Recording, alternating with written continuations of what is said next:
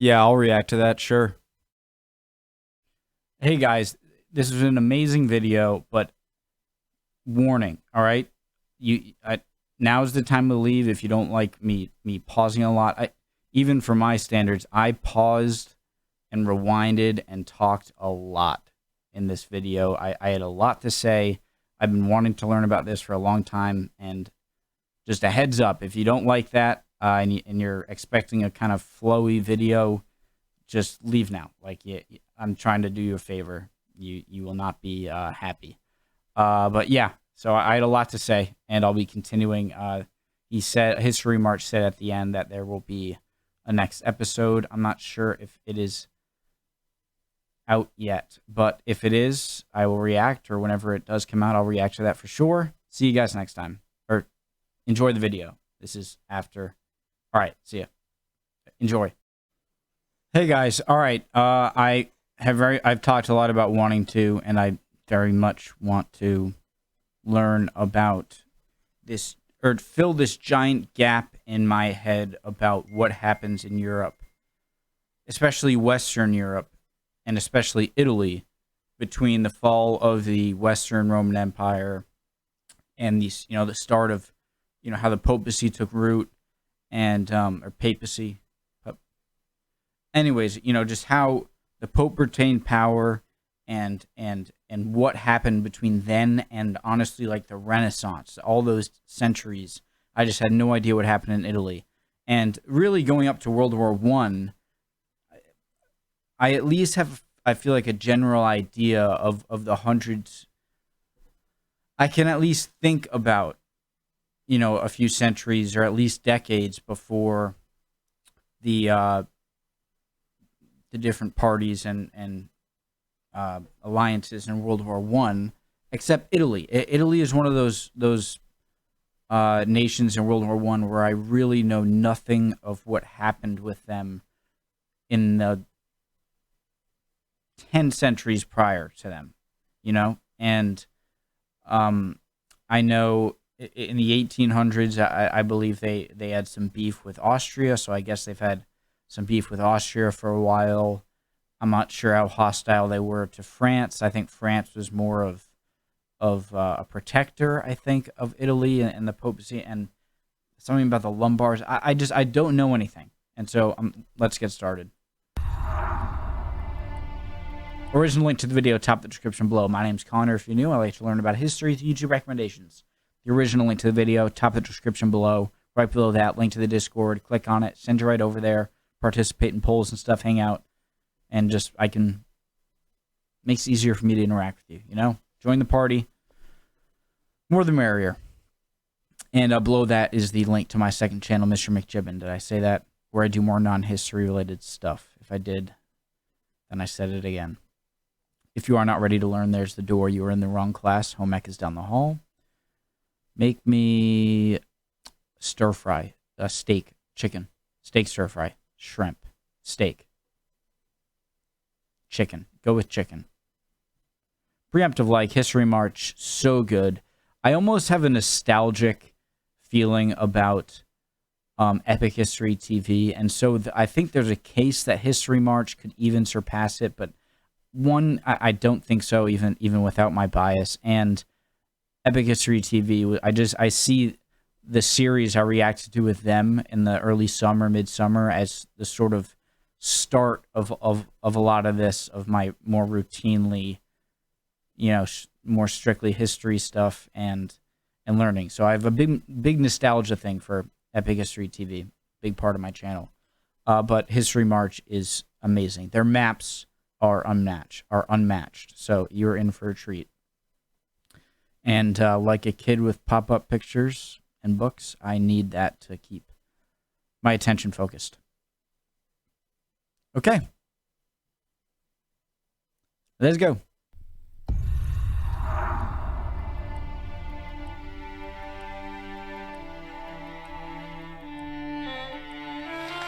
In the early 14th century, a new way of thinking stirred in the streets of prosperous Florence. Gradually, it spread across Europe, stirring up ideas and cultivating change. The birth of the Renaissance was the most profound cultural revolution. It launched Europe out of the Middle Ages and into the modern age. I really don't, I promise I won't pause this much, but... In the streets of prosperous 14th century, a new way of thinking... Right, talking about the Renaissance, but I don't even know what happened in between. So I guess after the skip ahead if you want to get back to me starting the video, I don't mind. Forward arrow, right arrow. So from the fall of the Roman Empire, the split to the east and the west, and then Justinian reconquering it, but then failing again, and it turning into the Gothic kingdom, I believe Ostrogothic, whereas the Visigothic kingdom was more in much of Spain and a lot of southern France as well. The Gauls really in France, and so those are kind of going all the way back to just the native people, native Europeans, people up here. And so after that, I know the Pope still stays in power, and they're the Papal States, and I think the Lombards in the region, kind of the valleys on the southern south of the Alps, and I think some more kingdoms kind of south too, and lower on like the boot, heel and toe of the Italian peninsula. So what happens between then, I got to learn about the Papal States, and I believe the Franks, which are most of France and some of Western Germany, modern day, become a big kingdom, I believe, where, Rome is gone. It's not just like Western Rome. It's not like, oh, it's a possibility of being taken in, or it's just a Gothic ruling Rome. Like, it's gone. And France, being the big kingdom, I think there, and I think they kind of protect the Papal States, the papacy. And then after that, the Holy Roman Empire, and then I guess Charlemagne is a Frank, and he kind of rules over all this. And then it gets into the Renaissance. Maybe, like, I gotta fill in on that. It launched Europe out of the Middle Ages and into the modern age. Its dominance spanned 3 centuries and was responsible for profound changes around the arts, commerce, and intellectual pursuits, including a new structure for trade, business ownership by investors, a system of business activity across international borders, state borrowing, and a more sophisticated system of asset accounting. The Renaissance grew out of new philosophical rationale. The notion that man is the measure of all things was a new form of humanism rekindled from ancient Greek thinking and based on the views of Protagoras. It gave... Okay, so I feel like the Dark Ages is the time when all of the cultural knowledge and everything, in the institutions, intellectual institutions of learning, that was lost after the Goths invaded, and a failure to revive the Western Roman Empire. I'm talking a lot, I know. This is a very... Listen, this is not going to be the video for you if you really just want me to play through, because I have a lot of questions. So after all that fell and all of those big institutions fell, they're sort of finally reviving a bit. Like they're finally going back to the sort of, you know what I mean? Sort of like the Romans took from the Greeks, and I guess the Hellenistic period is between them. And then after that fall, all of that grandeur, it must have been insane. I won't talk too much. I can't make it crazy, but it must have been insane. Imagine, this is one of those times in history, I'm sure, at the Renaissance. Or no, sorry. after the fall of West Roman Empire and everything, where imagine living in a time where it's actually less, it would seem, it's like you're less advanced than people hundreds of years ago. Like if you went in a time machine, like if someone went in a time machine in the year 200, like 150 AD Rome, a Roman citizen, and went like 500 years in the future, they'd think like, no way. Like we went 1,000 years in the past. That'd be crazy. Kind of like a Mad Max. I'm talking too much. I forget my point. Yeah, so they're like, they're gaining back, which gives me a lot of faith in humanity, some of that knowledge that they lost in the Dark Ages. Human responsibility and ownership for the creation and development of their world. Its influence was limitless, from science, arts, politics, literature, and social endeavors. It spread throughout Europe, but its impact varied considerably. This is the story of the Renaissance. If you like the maps we create on our channel, make sure to check out... Do I like the maps on your channel? Let me just put this on the charger. Do I like the maps on this channel? No, I hate them. They are scum. You should never try to make maps again, or whoever makes them helps you make them. You should fire them. They're disgusting. Your maps are awful. Check out Daniel Hasenbo's class called Fantasy Cities in Photoshop on Skillshare. His 15-lesson class will take you through the entire creation process, and in a couple of hours you'll learn how to create detailed cities for your map. Daniel... Guys, I keep trying to download Photoshop. One of you could really help me out.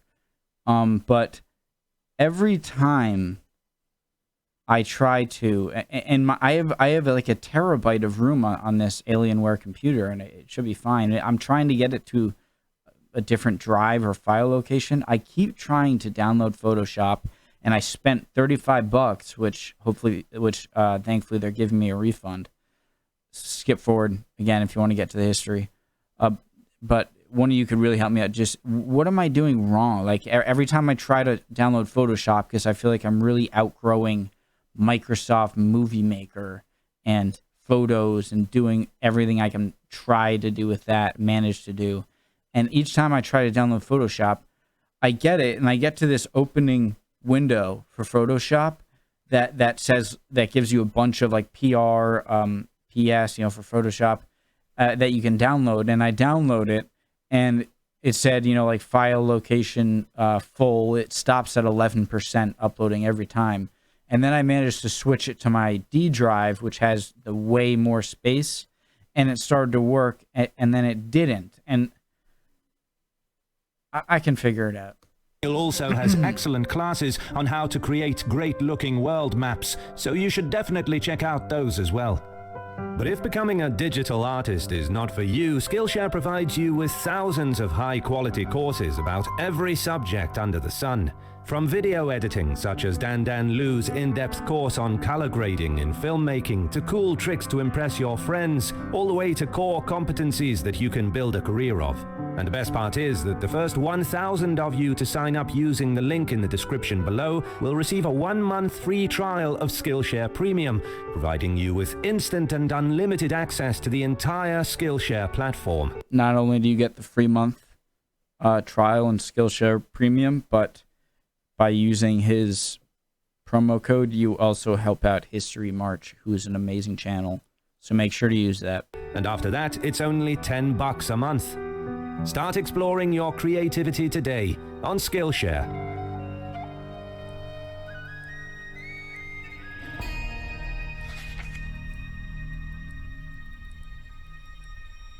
Culturally, the Renaissance nurtured the growth and accomplishments in literature, art, and education.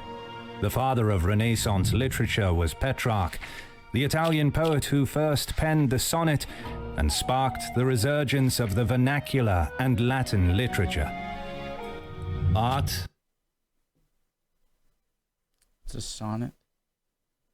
Sonnet poetic form originated. Okay. natural beauty, depth in visual presentations, and intellectual We're creativity 3 minutes from into the artists video. such as Leonardo da Vinci and Michelangelo represent the term Renaissance man. I bet you my At the video is same already time, like 10 minutes the long. reform of education created new schools for Da Vinci and Michelangelo represent the term Renaissance man. Sorry, guys. So Renaissance man is someone who's like well-versed and knowledged in a lot of areas. Art, natural beauty, depth in visual presentations, and intellectual creativity from artists such as Leonardo da Vinci and Michelangelo represent the term Renaissance man. At the same time, the reform of education created new schools for learning and promoted classical history and literature studies. The influence was far-reaching, encompassing intellectual growth and social and political reform. As a movement, it changed the nature of science, encouraging reliability through observation. In politics, it inspired internationalism and diplomacy. Furthermore, social upheaval stemmed from a new, modern way of thinking. It makes me really proud and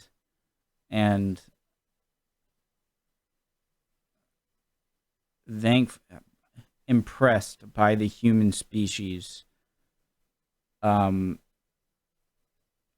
no matter what, we always tend, no matter what we go through, yes, we burn down libraries sometimes and kill each other massively. I'm not ignoring that stuff, and cause a bunch of problems and destroy things and do terrible things. That being said, this really gives me hope how really indestructible the human advance, how unstoppable the human advance is towards intellectual progress. You know, like it seems like no matter what, there's something in our DNA that even after it can be centuries or millennia of suppression and slaughter and tyranny, but we always tend to come out of anything terrible with this kind of thirst for knowledge. And time and time again, it can't just be coincidence. There's something about us that just makes us want to learn more. And I one of the a lot of ugly stuff learning about history the past year and all through college. Surprisingly, I have a history degree, 4 years. Not the best student, but out of all the bad things I learned through this journey, you know, this is one of the better things.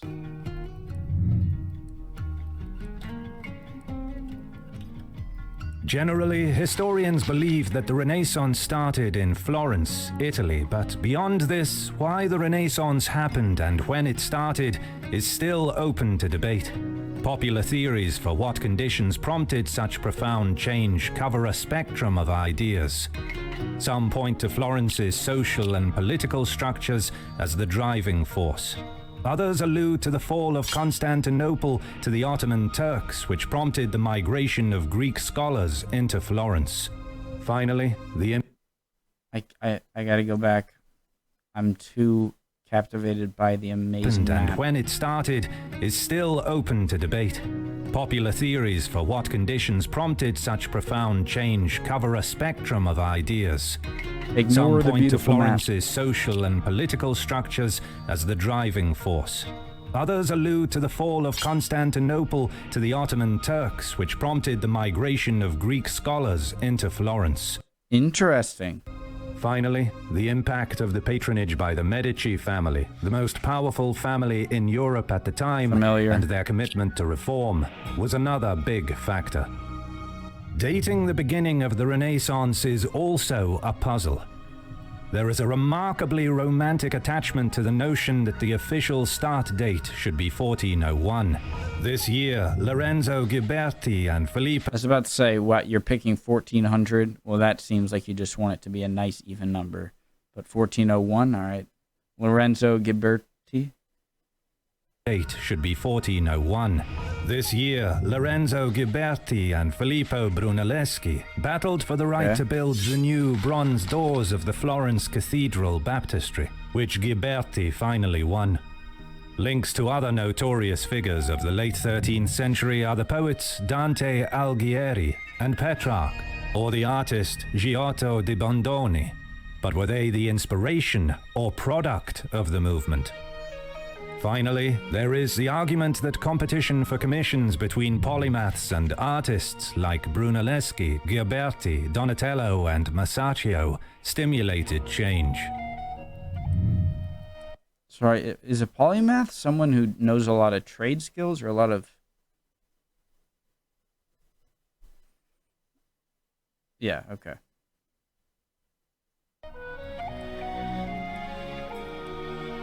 What constitutes the Renaissance and its usefulness as a historical concept remains debatable. Indeed, the attachment to prominent characters as super protagonists is questionable. Equally, isn't it rebirth? Like it's the rebirth of a society where profession and skill and learning has infrastructure in the society that makes it central, that was lost for hundreds and hundreds of years, and so the rebirth, I guess. the 19th century exaltation of the term Renaissance appears to have lost some impact.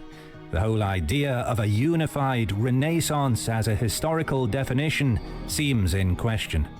The word Renaissance is French for rebirth.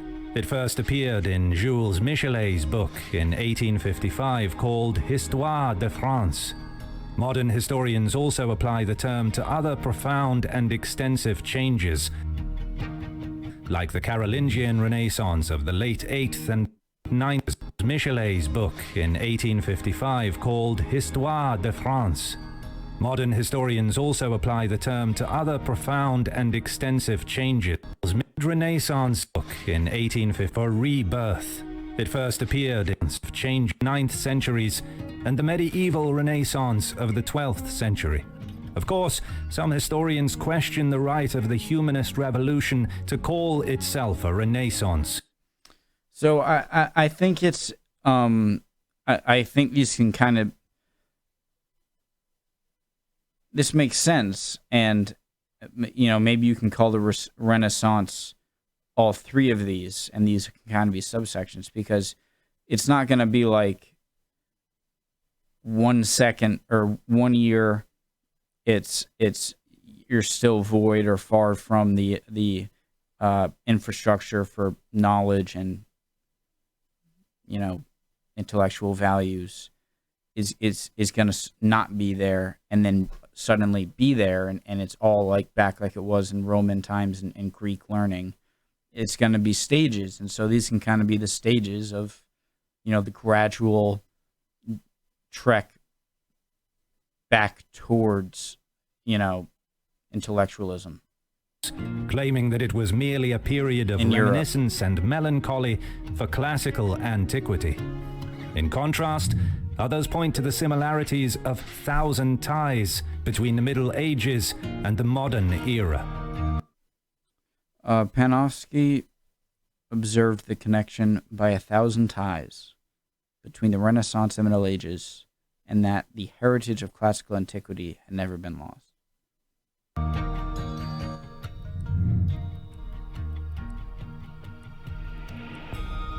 In northern and central Italy, prosperous city-states grew and flourished. Excuse me. From the late Middle Ages onwards. The prosperous city. This is where. In northern and central Italy, prosperous city-states grew and flourished from the late Middle Ages onwards. The affluence occurred due to their commercial prowess. Genoa and Venice profited from the. I need to know this. Okay, so 13, 14, 1500. Call it 1400. So what was this? Trade links with the Levant that were established by the Crusades. Additionally, the Fourth Crusade devastated the commercial prominence of the Byzantine Roman Empire, effectively destroying it as a trade rival, which opened the gate to prosperity for the Genoese and the Venetians. Trade routes from the east through the Byzantine Empire and Arab states now reached the ports of Genoa, Venice, and Pisa. At the same time, silks, dyes, and spices reached Italian ports from the Levant. These were then resold to the rest of Europe at high profit margins. So what I'm getting so far is that Eastern Roman Empire, Western Roman Empire, right? So they're created. Western Roman Empire under control of, after Rome falls, under control of a lot of Gothic influence. Justinian, the Eastern Roman Empire, try and take it back, works for a second and then doesn't. And all of that, intellectual infrastructure of the Roman Empire is now only in Constantinople, in the Eastern Roman Empire. And then it seems to be a game of where's the danger? And so a lot of the scholars and the institution, and the ideas of the institutions they take with that flee Constantinople, it's almost as if the values of Rome really never died. It's just that they were taken and moved around to find a place where they could safely settle and institute those same values. And so after Constantinople is sacked, is hurt by the Crusades, Jesus, and the Ottomans, then now it's taken back over here, and now over here is the safer place, and now this is where that's growing. Meanwhile, there was affluence for the... Remember, guys, please, anything I say that I misspoke or that I'm flat out wrong, let me know. ...inland city-states. The Po Valley was sold to the rest of Europe at high profit margins. Meanwhile, there was affluence for the inland city-states. The Po Valley was rich agricultural land. The Champagne fairs or trade fairs attracted goods from France, Germany, and the Netherlands. So Germany, there's not the Holy Roman Empire, right? This is where I need help from you guys. So France is... Wait, no, there is the Holy Roman Empire.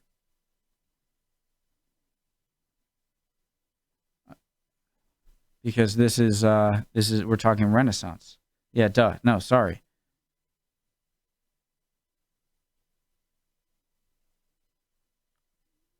Everything I said before still stands, but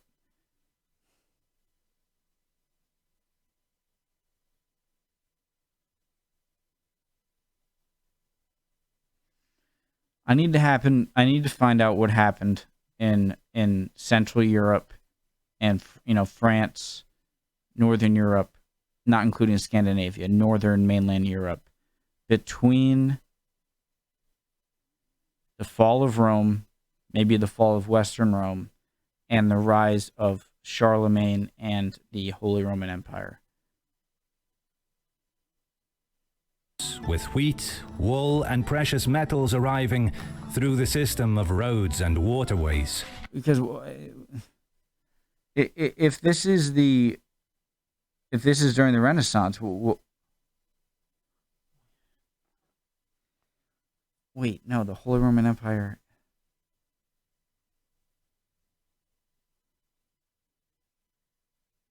isn't. Mining and agriculture in the northern regions grew due to the profit from substantial trade. As I said so many wrong things this video, I think, guys. Please, sorry. Far north as the Baltic and as far south as Egypt. While the city-states did not benefit from local resources in many instances, they eagerly turned trade into opulence.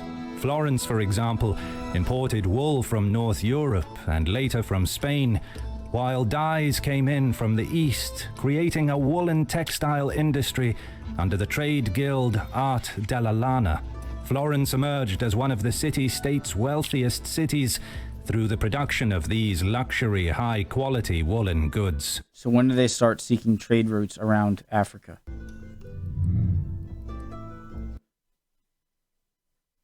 I swear on my mother's life, I have never seen this video. And I'm too lazy to watch a video and then react to it again. That's the second time I called the next. Throughout the 13th century, the city-states expanded as an economically prosperous entity. It was a period of financial growth throughout Europe. However, nowhere was the impact so profound as for the city-states. Their economy thrived through a European network that linked the commercial hubs of the Mediterranean to the ports of the Hanseatic League in Northern Europe and the Baltic region, creating a strong economic network for the first time since the 4th century. Why Their didn't they prominence unite? in commerce was so great that they became effectively free from the Holy Roman Empire and safe from foreign military intrusion.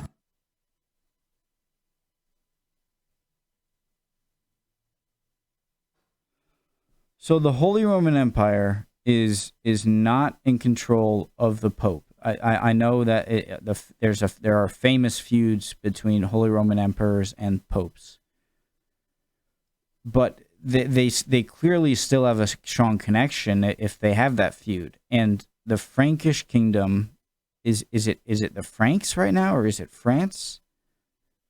They're big in connection with the Pope. To support economic growth, the city-states developed an unparalleled trade infrastructure, with Florence as the commercial epicenter. They created a system of international banking with the gold florin as the main currency for international trade, and a foreign exchange system. They developed joint stock companies, a more sophisticated accountancy practice of double-entry bookkeeping, government debt, and insurance. Developed joint stock companies, a more sophisticated accountancy practice of double-entry bookkeeping, government debt, and insurance. Companies, a more sophisticated accountancy practice of double-entry bookkeeping, government debt, and insurance. Between the 11th and 13th centuries, Italy was in a period of growth and change. The population of Italy doubled during this period, while much of the development centered on the expansion of the city-states. The great cathedrals were rebuilt, and the Italians migrated from the countryside to the towns. By the 13th century, Venice, Florence, and Milan had over 100,000 residents, while Genoa, Bologna, and Verona stood at over 50,000. Italy reached a 20% rate of urbanization, turning it into the most urbanized society in the world. When is the Black Death? Did they already pass it? 1347 to 51.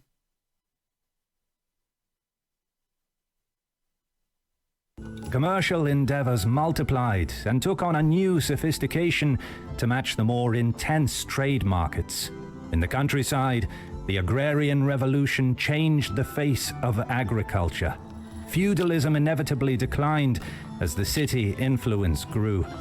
The growth of disposable income created an in-demand market for luxury goods, which in turn led to further trade growth, which then saw the enrichment of tradesmen in ever larger numbers, who then in turn further increased demand for luxury goods.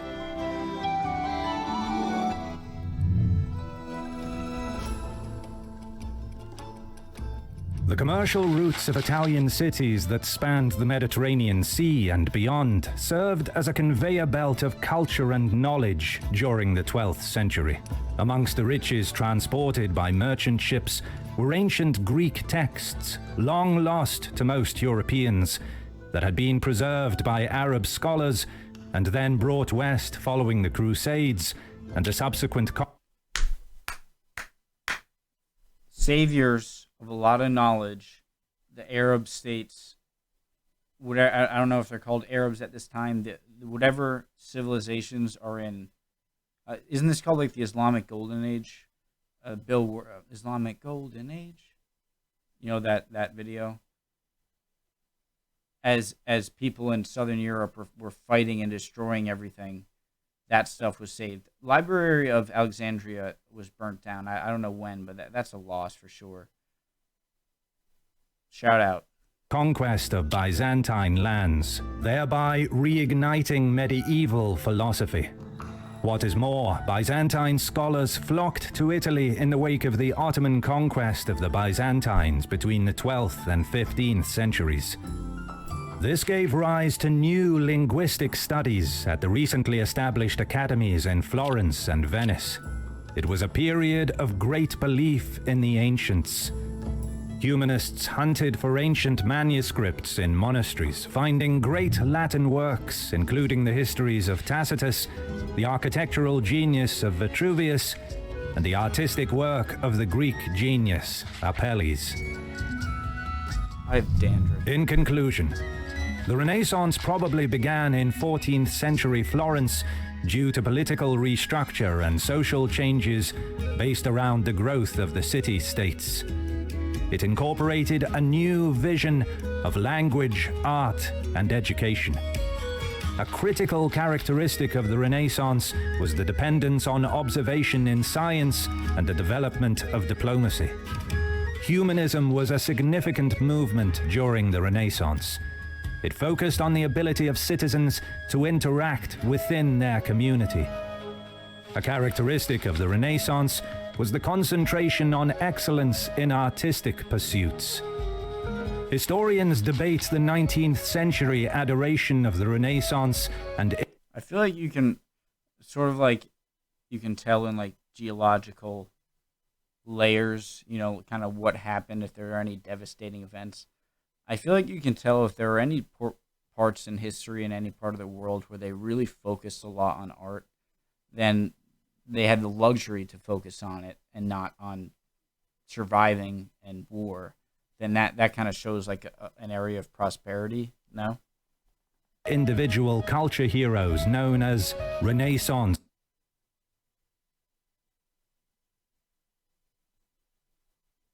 I thought Renaissance men was more of an 18th century thing. men. Maybe early 19th century.